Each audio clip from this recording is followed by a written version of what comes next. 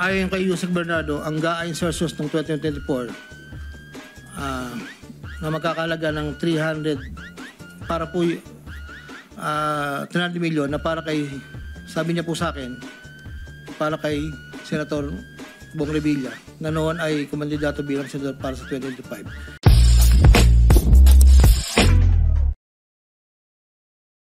At ayun na nga.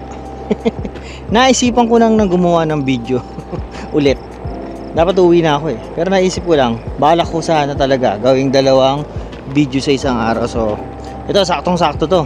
Gawa tayo ng video na tungkol naman sa sa update sa mga nangyayari sa Pilipinas. Alam niyo naman yung mga flood control na nangyayari sa Pilipinas, 'di ba? Medyo naman tayo, makabayan yung balita natin, hindi yung tungkol lang sa mga marites kasi gustong-gusto niyo yung mga marites na na mga video Pero hindi, ito medyo seryosong usapan.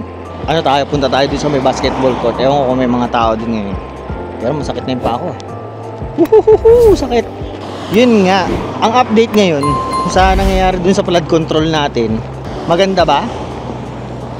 Mukha namang okay nangyayari kasi bumaliktad na si Alcantara, si Henry Alcantara.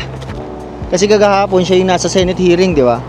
Bago siya inalis ni ICI, yung head ng ICI, sinalang muna siya dun sa Senate hearing sa Blue Ribbon.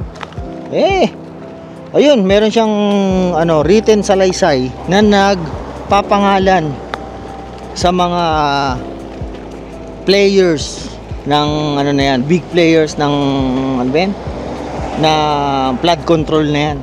At meron pang may mga bagong pangalan, di ba? Pinakamabigat na pangalan na nabanggit niya. Hindi naman pinakamabigat, kaya lang parang nakakagulat lang. Pero magugulat pa ba tayo? Kasali na naman si Bong Revilla, anak ng putya talaga si Bong. Talagang hindi niya iniiwan si Jinggoy, Akala ko nga tapos na yung yun. Sabi niya, siguro safe na ako, parang si Jinggoy.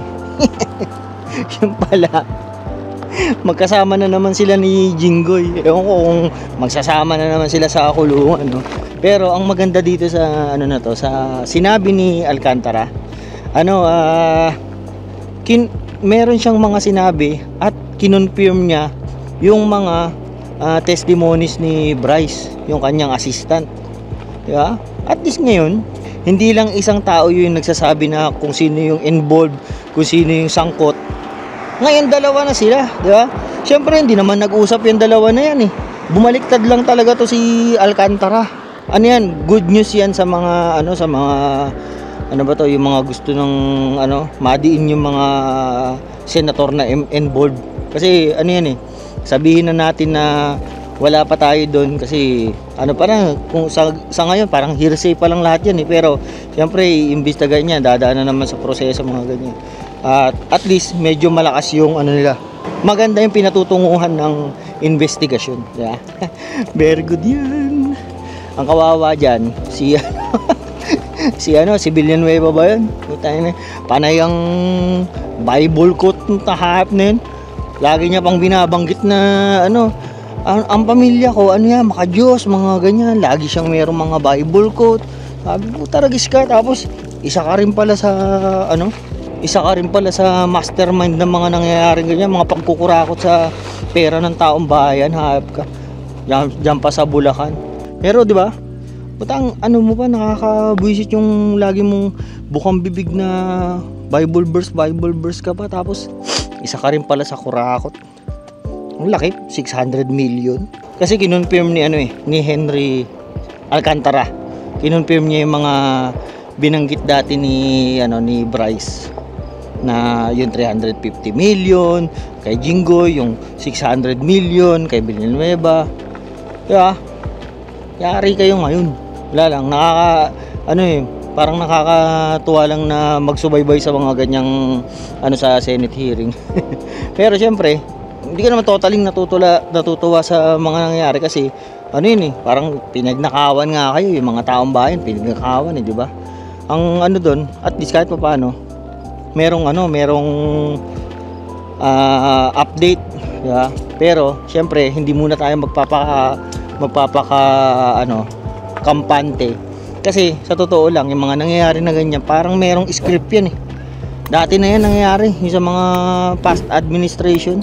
Iba lang yung naging problema, ito flood control, di ba? Meron din mga nangyaring ganyan dati sa Pilipinas na isiniwalat ng presidente, nilabas niya lahat na merong mga nangyayaring ganito. Tapos lalabas yung mga pangalan ng dambong ng pera ng bayan, tapos magkakaroon ng hearing, tapos hanggang sa na lang yung may mga maituturo ng mga small fry nga na sabi nila yung mga small fish. Tapos ang mangyayari, sila lang yung mga kasuhan, yung mga small fish, yung mga involved na mga malalaking pangalan. Yan yung mga parang makakatakas, yung mga pwedeng i-pinpoint, aalis ng bansa. Puta, lahat yan nangyari na dati. Kaya hindi na rin ako magtataka kapag kayong ganito, akala mo pinapaganda lang yung narrative para mapag-usapan ganyan. Pero baka mapunta na naman dun sa mga nangyari sa mga past administration na wala, hanggang sa makalimutan na lang ng taong bayan, di ba? Hanggang sa na lang, matabunan na ng ibang issue, hanggang sa wala na, no? Makalaya na yung mga napangalanan, ganun lang naman pala makukulong ng sandali. Pero yung perang nakuha nila, yung wala, na-enjoy pa rin nila. Pero yun, di ba? Parang pareho lang eh. Hindi naman parang parehong-pareho lang yung nangyayari sa ngayon sa kayo sa dati.